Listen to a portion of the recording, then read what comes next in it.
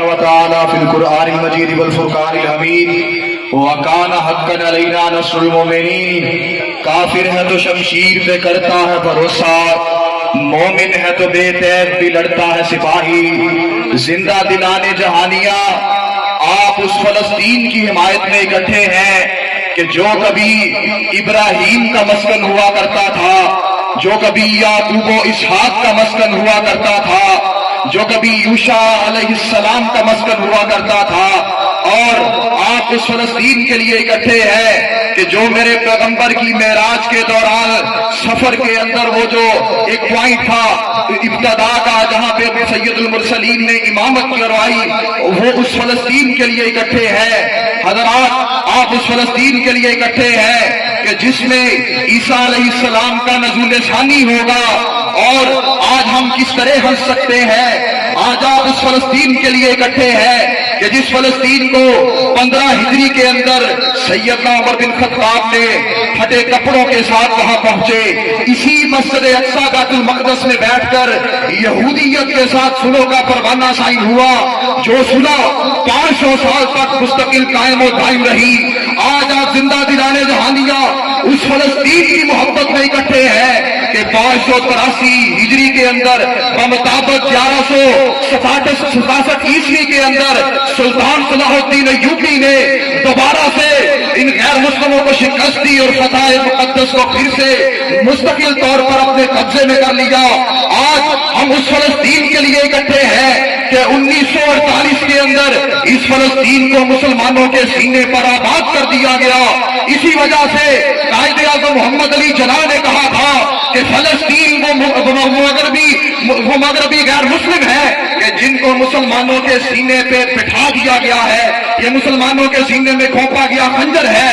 1967 کے اندر پھر سے ان مسلمانوں کی طرف سے ان غیر مسلموں کی طرف سے مسلمانوں پر پھر سے بمباری کی گئی، گھنٹوں بمباری کی گئی، جس کی وجہ سے قبلہ اول بیت المقدس کا دروازہ بھی جل گیا.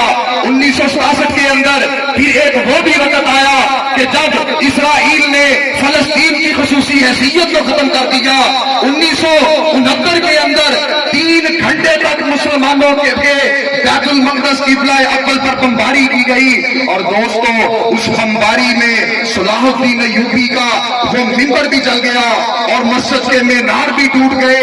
حضرات 2017 کے اندر ٹرمپ کی حکومت میں اس مغربی دنیا نے فلسطین کو بالکل سرے سے مسترد کر کے اسرائیل کے شہر یروشلم کو اس کا فیڈرل، اس کا دارالخلافہ تسلیم کر لیا. حضرات آج ہم کو اعادہ کرنا ہوگا کہ جس طرح شاعر نے کہا تھا اندلس کے پار پھر کوئی کشتیاں جلائے، پھر کوئی ابن القاسم بن کے تلوار اٹھا کے آئے. اور مجھے ہاتھ اٹھا کے بتاؤ محمد بن قاسم کی تلوار بننے کے لیے تیار ہو؟ غزنوی کی تلوار بننے کے لیے تیار ہو؟ زنگی کی فتوحات کو لوٹانے کے لیے تیار ہو؟ اور آپ غزنوی کی پکار بننے کے لیے تیار ہو؟ مجھے دکھ ہوتا ہے کہ جب تمام عالم اپنے خواب غفلت میں جاتا ہے، روس اور یوکرائن کے معاملے میں کھل کے یوکرائن کا ساتھ دیا جاتا ہے کہ وہاں پہ انسانی ہیومن کو سیبوٹاج کیا جاتا ہے، ہیومن رائٹس کو سیبوٹاج کیا جاتا ہے. اور مجھے بتاؤ کشمیر کے معاملے میں ہیومن پروٹیکشن بیوروز کہاں پہ ہے؟ فلسطین کے معاملے میں چائلڈ پروٹیکشن بیورو کہاں پہ ہے؟ انشاءاللہ مسلمان جاگ چکے ہیں. اب فلسطین کا بائیکاٹ کرو گے؟ میں یہاں پہ اقوام عالم میں مسلمان حکمران جو ہیں ان کی ڈپلومیسی اور ان کی غفلت سے بھی پریشان ہو.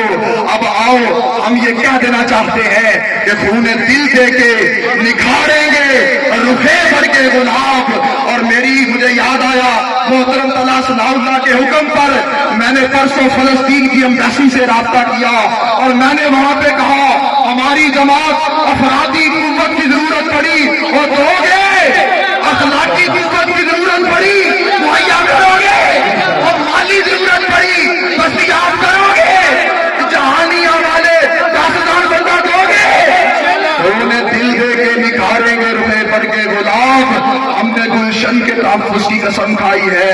جہانیاں زندہ باد، پاکستان پائندہ باد.